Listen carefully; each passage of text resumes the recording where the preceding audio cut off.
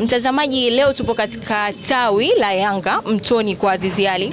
Tumekuja moja kwa moja kuzungumzia mchezo unaochezeka hapo kesho katika uwanja wa Benjamin Mkapa, ambayo ni Mzizima Derby kati ya Azam na Young Africans.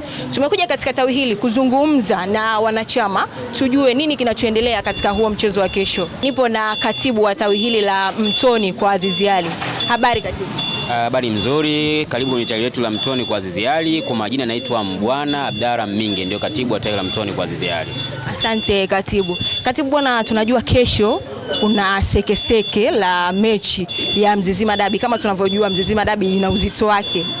Wewe unalizungumziaje swala hilo? Mechi ya kesho ni mechi ngumu, lakini kwa upande wetu sisi tunahitaji ni ushindi na pointi 3, kwa sababu tukishinda kesho njia mazuri ya kutoa ubingwa, kwa sababu hii ndio mechi kubwa baada ya Simba. Ina maana ili uwe bingwa mfunge Azam, na hilo alipo katika mjadala lazima afe tu. Tuliona juzi kwenye mchezo wa Tanzania Prison na Young Africans. Tanzania Prison alimtoa jasho kidogo, hata katika pilika tulivyomzoea Yanga alipata goli moja. Kwa Azam tunavyojua Mzizima Derby inayoenda kuchezeka kesho kutwa, hali unaionaje? Hali itakuwa ni mzuri. Kwa mechi ya Prison, timu kubwa yoyote inavyokuwa inajiandaa na mechi kubwa, lazima utunze energy. Uweze ukacheza kwa kutumia nguvu kubwa, kwa sababu unajua kuna mechi kubwa zaidi ya hiyo. Kwa hiyo lazima utunze energy. Tulicheza kwa sababu tunajua tutawafunga. Tumecheza tuhifadhi nguvu zetu kwa ajili ya mechi ya Azam. Kwa hiyo mechi ya Azam ya kesho ni mechi rahisi kwetu, na kama kawaida tu, kama sio mbili. Unataka kusema pilika zote za juzi mlikuwa tu mnalinda nguvu kwa sababu ya mechi ya kesho? Unajua ukipigana na mtoto mdogo hauwezi kutumia ngumi kubwa, lazima utumie ngumi ndogo. Ukikutana na mtu mkubwa ndio unatumia ngumi kubwa. Kwa hiyo mechi ya kesho kwetu sisi ni ushindi tu, na pointi 3 ni muhimu, wala halina wasiwasi. Vipi kesho na kushuhudia kule Benjamin Mkapa au hapa tu utakuwa?